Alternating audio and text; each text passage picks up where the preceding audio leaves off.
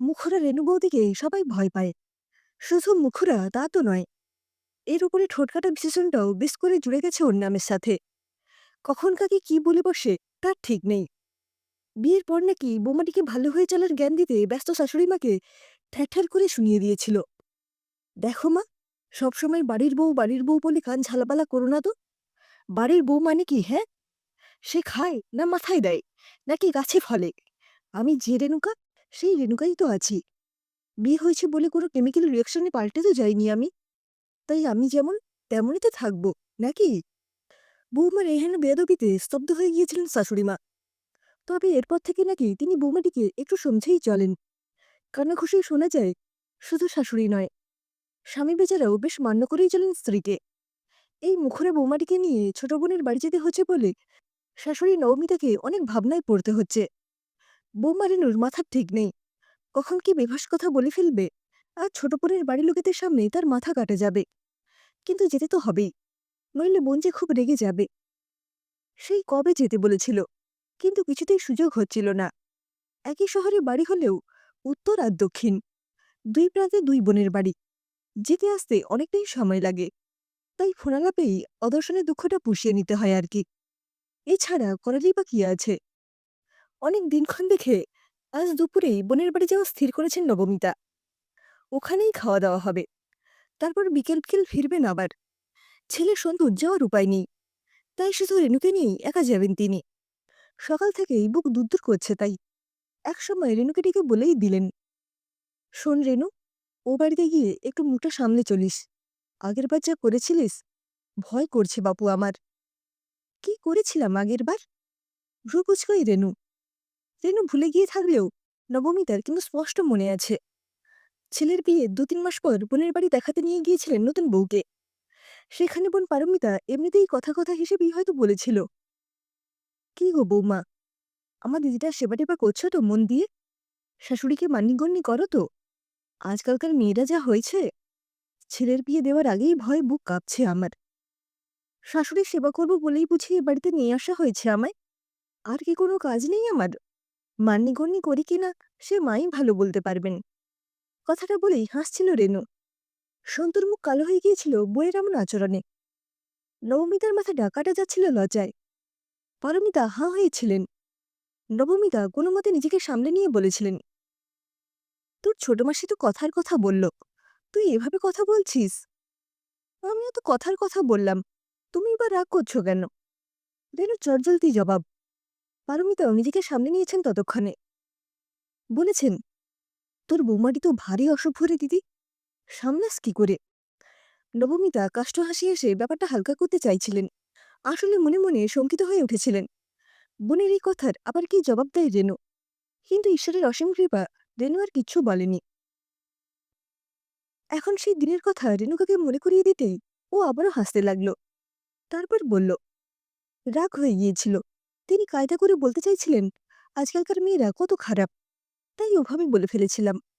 নবমিতা মুখ গোমড়া করে বললেন, দেখ, আজ যতই রাগ হোক, কোনো বেফাস কথা বলবি না কিন্তু। ডোন্ট ওয়ারি মাদার, আজ আমি একেবারে লক্ষ্মী মেয়ে হয়ে থাকব। রাগ দেখিয়েও হেসে ফেললেন নবমিতা। রেণু যতই মুখরা হোক না কেন, ও বড় ভালো মেয়ে। তিনি এই ১ বছরে ভালোই চিনেছেন বৌমাকে। কারোর কষ্ট সহ্য করতে পারে না সে। নবমিতার সামান্য অসুখ বিসুখ হলেই হুলস্থুলু বাঁধিয়ে দেয় একেবারে। বৌমা যত্নের ঠেলায় অসুখ বাপ করে ছুটে পালানোর পথ পায় না। এত সব গুণের কারণে রেণুর উপর রাগ করেও থাকতে পারেন না তিনি। রেণুকে নিয়ে একটু তাড়াতাড়ি বেরিয়ে পড়লেন তিনি। পথ তো কম নয়। দুপুর 12:30টার মধ্যেই পৌঁছে গেলেন ও বাড়ি। পারমিতাও খুব খুশি এতদিন বাদে দিদিকে কাছে পেয়ে। এই ৩ মাস আগে ছেলে বিমানের বিয়ের সময় শেষ দেখা হয়েছিল দিদির সাথে। এতদিনে আবার দেখা হওয়ার সুযোগ হলো। বিমানের বউ রুচিরা খুব মিষ্টি একটা মেয়ে, শান্ত আর নম্র স্বভাবের, রেণুর মতো মুখরা নয়।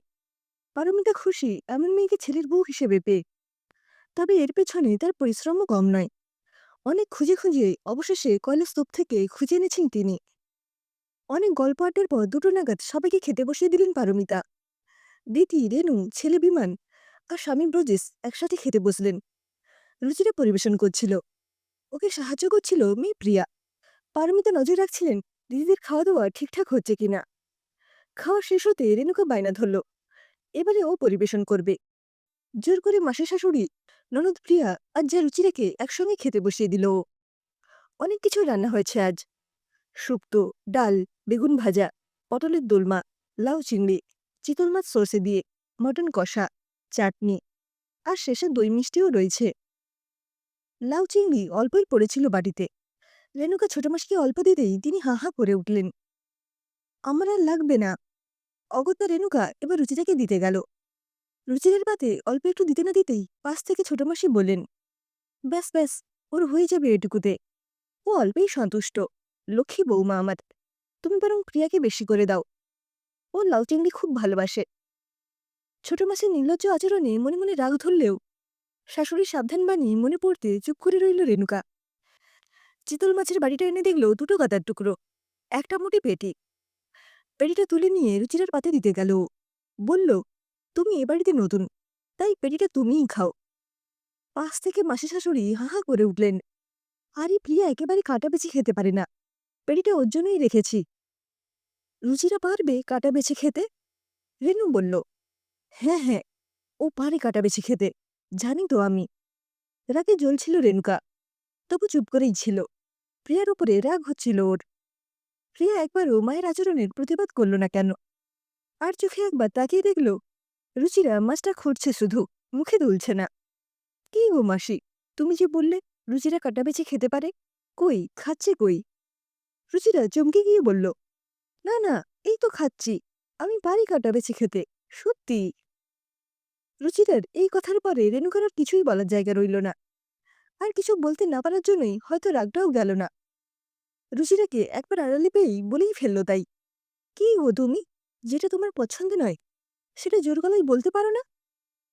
মানে? রুচিরা অবাক হয়ে বলল, ওই যে কাটা বেছে খেতে পারো না, সেটা বলতে পারছিলে না। খাওয়া নিয়ে কিছু বলতে ভারী লজ্জা লাগে, অস্বস্তি হয়।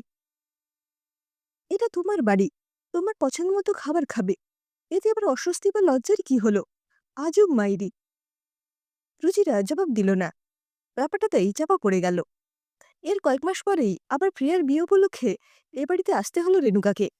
শাশুড়ি আর বড় এসেছে সঙ্গে। নানান কথার মাঝে রেণুকা আচমকা ছোট মাসি মানে পারমিতাকে বলে বসল, কি গো মাসি, প্রিয়াকে অল্পেতেই সন্তুষ্ট থাকতে শিখিয়েছ তো? কাটা মাছ বেছে খেতেও শিখিয়েছ নিশ্চয়ই, নইলে শ্বশুরবাড়িতে আবার নিজের পছন্দ মতো খেতে পাবে কিনা কে জানে। এই আবার কি অলক্ষণে কথা? প্রিয়ার হবু শাশুড়ি খুবই ভালো মানুষ, এসব কি বলছো তুমি? হতবাক ছোট মাসি গালে হাত দেন। ওহো, এর মানে তুমি খারাপ মানুষ? রেণুকা ভালো মানুষের মতো মুখ করে বলল, মানে? এবার বোধহয় পারমিতা অবাক হতেও ভুলে যান। না, তুমি তো ছেলের বউকে অল্পতেই সন্তুষ্ট হতে পরামর্শ দিয়েছিলে, জোর করে অপছন্দের খাবারও খাইয়ে দিচ্ছিলে, তাই বললাম আর কি। বলেই হাসতে লাগলো রেণুকা। নবমিতা প্রমাদ গুনছিলেন ছেলের বউয়ের কাণ্ড দেখে। একটু কাণ্ডজ্ঞান যদি থাকে মেয়েটার। কি অসভ্য মেয়ে রে বাবা, মাথায় ছিটও আছে মনে হয়। ধনী তো ছেলের বউ রে দিদি। দিদির দিকে আগুন চোখে তাকিয়ে কথাটা বলে উঠে গেলেন পারমিতা, বা বলা যায় পালিয়ে বাঁচলেন।